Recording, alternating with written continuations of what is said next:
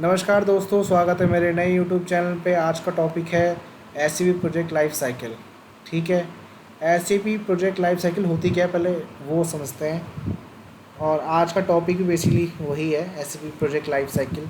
तो होता क्या है वो बताता हूँ। देखो, कोई भी कंपनी लगा लो, कोई कंपनी है जो मैन्युफैक्चरिंग कंपनी है, ठीक है। तो वो क्या करती है, एससीपी यूज़ नहीं करती। वो यूज़ करती है टैली या बिजी, ओरेकल, ये ऐसे ऐसे सॉफ्टवेयर को यूज़ करती है।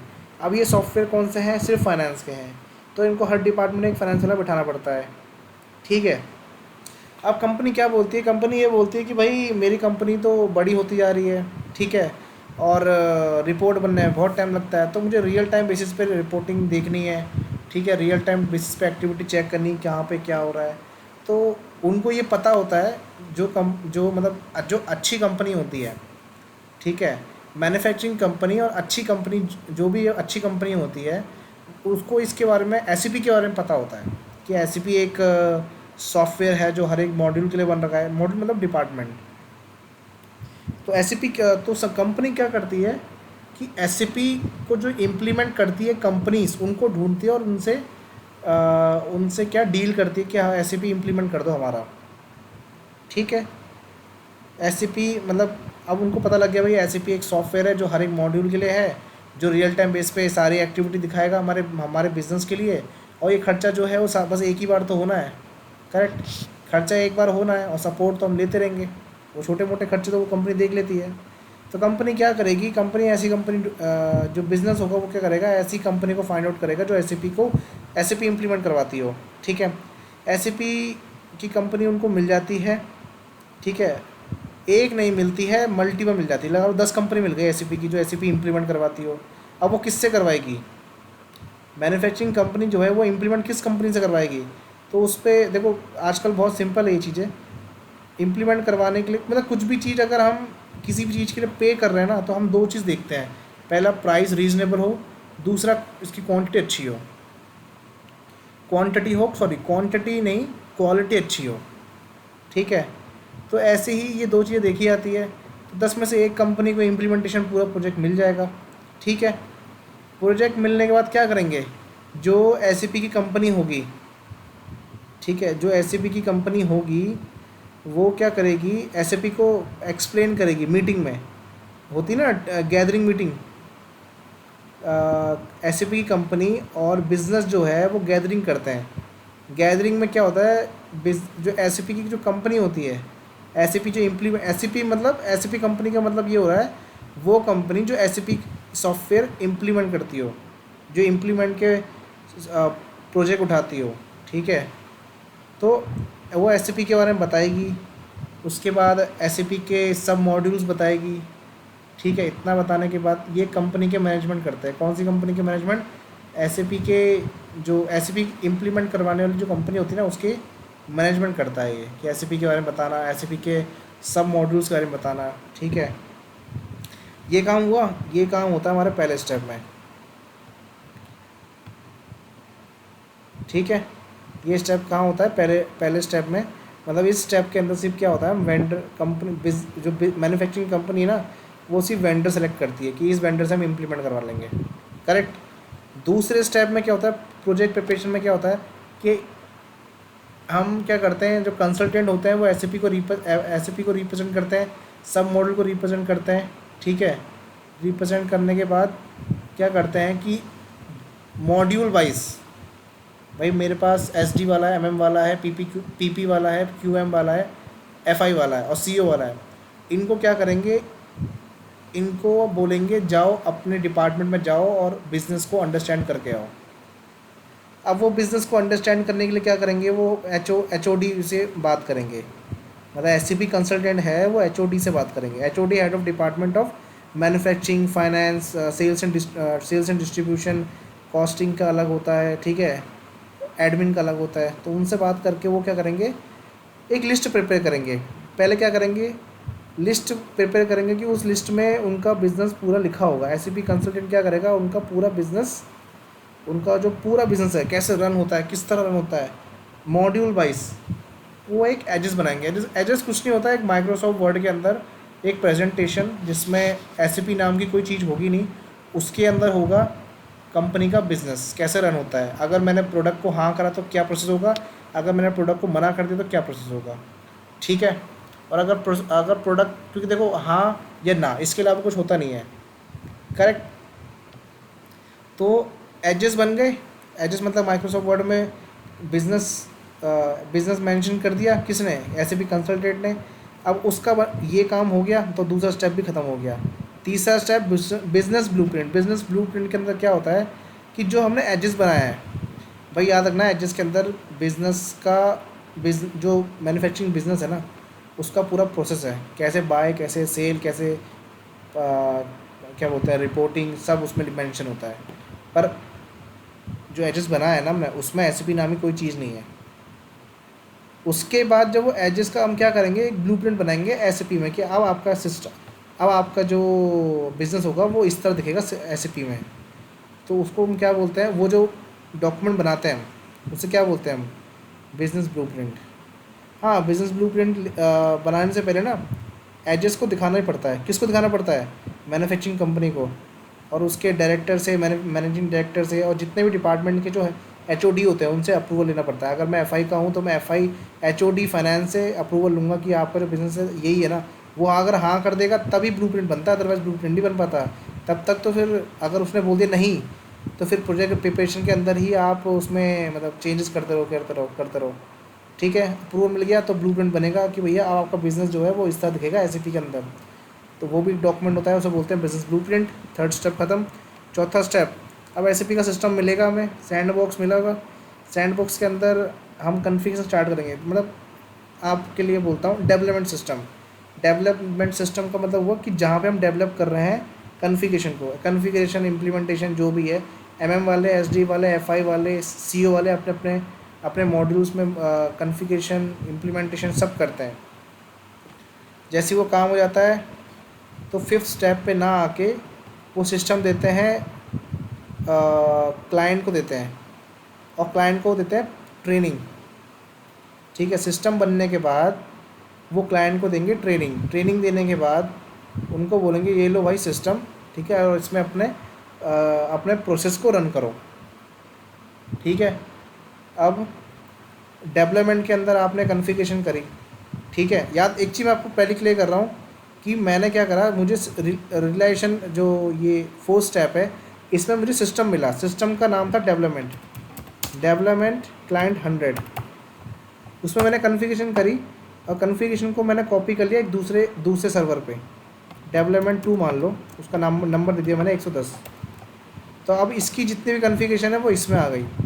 ठीक है, अब यहाँ पे कोई नया चेंजेस नहीं कर पाएगा। नया चेंजेस का मतलब होता है कोई भी चेंजेस जिसमें हमें टीआर चाहिए हो तो अब वो नहीं कर पाएगा। ठीक है, अब यहाँ पे क्या होगा, जो मैन्युफैक्चरिंग प्लांट के जो यूज़र होते हैं ना, वो अपने अपने प्रोसेस को रन करेंगे। एक नहीं करेगा, सारे करेंगे। कंपनी में अगर 4000 लोग हैं, 4000 लोग करेंगे, अपने सारे सिनेरियो को इसमें चलाएंगे। भाई मुझे ये नहीं दिख रहा है, मुझे वो नहीं दिख रहा है, वो हम ठीक करेंगे उनकी रिक्वायरमेंट के हिसाब से। जैसी उनके टेस्टिंग पूरी होती है फिर बनता है एक सर्वर जिसका नाम है क्वालिटी सर्वर। अब क्वालिटी सर्वर में क्या होता है, इस चीज़ को समझो।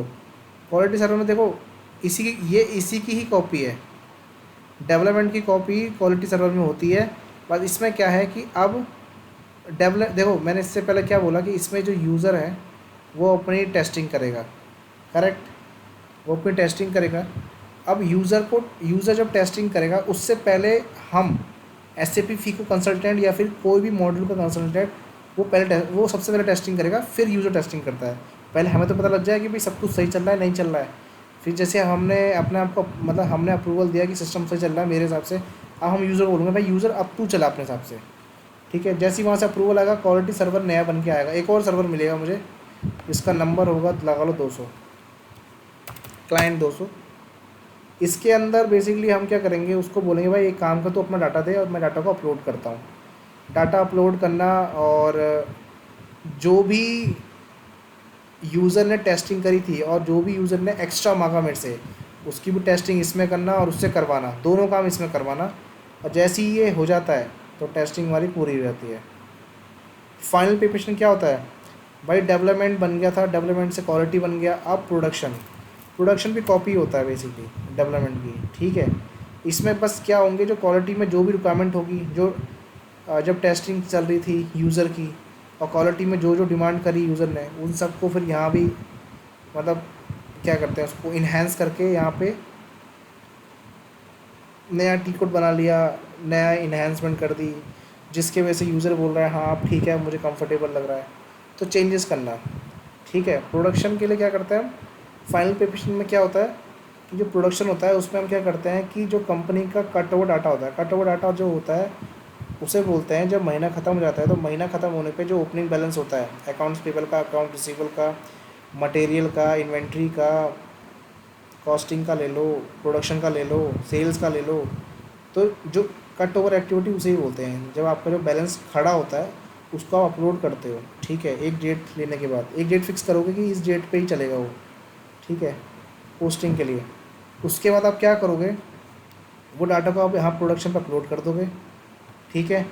प्रोडक्शन पे अपलोड करने के बाद फिर आप चेक करोगे, आप चेक करोगे, यूज़र चेक करेगा कि भैया मेरे पुराने सिस्टम के अंदर बैलेंस था 100 करोड़, क्या SAP PRD में मेरा जो बैलेंस है वो 100 करोड़ दिख रहा है, नहीं दिख रहा है, ओपन में, ओनली ओनली ओपन में, क्योंकि जो क्लोज हो गए उसका पैसा आ गया, या आपने पैसा दे दिया, उससे क्या करोगे भाई, पुराने सिस्टम में देख लो उसका डाटा, क्या दिक्कत है। नया सिस्टम में तो वही रखोगे ना जो पेंडिंग है, जो मुझे मिला नहीं है या तो मैंने दिया नहीं है, करेक्ट। तो अब बैलेंस दिख रहा है, हाँ भाई ओपन में बैलेंस 100 करोड़ का, हाँ भाई पुराने सिस्टम में भी 100 करोड़ था, तो ये ठीक है। अब जब यूज़र से अब तुम्हें अप्रूवल मिल जाएगा कि हाँ भाई सब कुछ सही है, उसके बाद जाता है गो लाइव। गो लाइव में कुछ नहीं होता है, गो लाइव में president, vice president, managing director आएंगे और एक चॉकलेट वाला केक काट देंगे, आपको खिला देंगे, और उसका मतलब ये होता है कि भैया हमने अपना जो इम्प्लीमेंटेशन वाला जो प्रोजेक्ट था वो पूरा कर लिया है, बात ख़त्म। फाइनल में कुछ नहीं होता है। जैसे ही फाइनल हो जाता है उसके बाद हम क्या करते हैं, यूज़र क्या करेगा, पहली बार SAP पे काम करेगा। SAP में देखो काम तो उसने कर रखा है पहले भी, कैसे कर रखा है, प्रैक्टिस करी थी, UAT दी थी, टेस्टिंग करी थी, बट अब वो लाइव प्रोजेक्ट पे काम करेगा, लाइव सर्वर पे काम करेगा, और जो भी लिखेगा लाइव लिखेगा, बिजनेस से रेट लिखेगा, ठीक है। तो अब उसको वहाँ तक कोई दिक्कत विक्कत आ रही है तो उसे हम सपोर्ट देते हैं, तो सपोर्ट, 8वां स्टेप सपोर्ट। तो आई होप आपको ये चीज़ समझ आएगी, मैंने आपको पूरी कहानी बताई है इम्प्लीमेंटेशन की कि इम्प्लीमेंट होता कैसे है, ठीक है, ये आपको समझ आ गया। और सर्वर 3 होते हैं याद रखना, डेवलपमेंट, क्वालिटी, प्रोडक्शन। कुछ भी चेंज करना हो क्वालिटी में, प्रोडक्शन में, तो वो चेंज पहले करोगे डेवलपमेंट में, डेवलपमेंट से TR मूव होकर आएगी क्वालिटी में, क्वालिटी से मूव होकर आएगी PRD में, कभी कभी डायरेक्ट भी आ जाती है डेवलपमेंट से PRD में, ठीक है। इनके कनेक्शन होते हैं इसलिए आती है, ऐसे नहीं कि मन मन से आ गई है, कनेक्शन होते हैं इनके। प्रोजेक्ट कितने टाइप्स के होते हैं, प्रोजेक्ट होते हैं 4 टाइप्स के, green field, brown field, roll out, support. देखो ग्रीन फील्ड तो मैंने आपको बता दी कहानी जो है, इसे ग्रीन फील्ड ही बोलते हैं, जब SAP ना हो और SAP को इम्प्लीमेंट करवा रहे हो उसे ग्रीन फील्ड बोलते हैं। दूसरा है ब्राउन फील्ड। SAP में आपको पता है आजकल 2 सर्वर है, एक ECC है जो बहुत पुराना है, पता नहीं बहुत 30-40 साल हो गए, और एक है S4, एक है ECC और एक है S4HANA। S4HANA भी 2015 में ही इंट्रोड्यूस हुआ है, और उसमें काफ़ी हद तक चेंजेस किए गए हैं, और बहुत ही बढ़िया सर्वर है वो। अब क्या है कि आपको पता होगा 2025 के बाद ना SAP ECC जो है, ECC सर्वर जो है बंद हो जाएगा, कहीं चलेगा ही नहीं, तो सबको S4HANA में शिफ्ट होना पड़ेगा, ठीक है। तो ECC से जब कंपनी ECC से S4HANA में शिफ्ट होती है ना, तो उसे बोलता है S4, तब उसको बोलते हैं ब्राउन फील्ड इम्प्लीमेंटेशन। इसमें भी 2 तरह के इम्प्लीमेंटेशन होते हैं। पहला होता है, देखो ब्राउन फील्ड तो मैंने बोल दिया, ब्राउन फील्ड के अंदर 2 टाइप्स होते हैं। पहला कि भाई मुझे कॉन्फ़िगरेशन जो भी मेरे सिस्टम में है वो एज इज इट उठा के S4HANA में डाल दो भाई, बात ख़त्म। और ब्राउन फील्ड में दूसरा जो सब प्रोजेक्ट होता है वो होता है कि भाई कॉन्फ़िगरेशन डाल दो, बस कॉन्फ़िगरेशन डाल दो, और क्या डाल दो, मास्टर डाटा, मतलब अपलोड कर दो, ठीक है, बट मुझे ट्रांजिशन डाटा नहीं चाहिए, क्योंकि वो ट्रांजिशन डाटा मेरे ओल्ड सिस्टम में है, तो मैं इसमें रख के क्या करूँ, झक थोड़ा मारूंगा, क्यों सिस्टम को हैवी करूँ। तो ये ब्राउन फील्ड में 2 सिनेरियो होते हैं जिसमें से क्लाइंट कुछ भी एक्सेप्ट कर सकता है।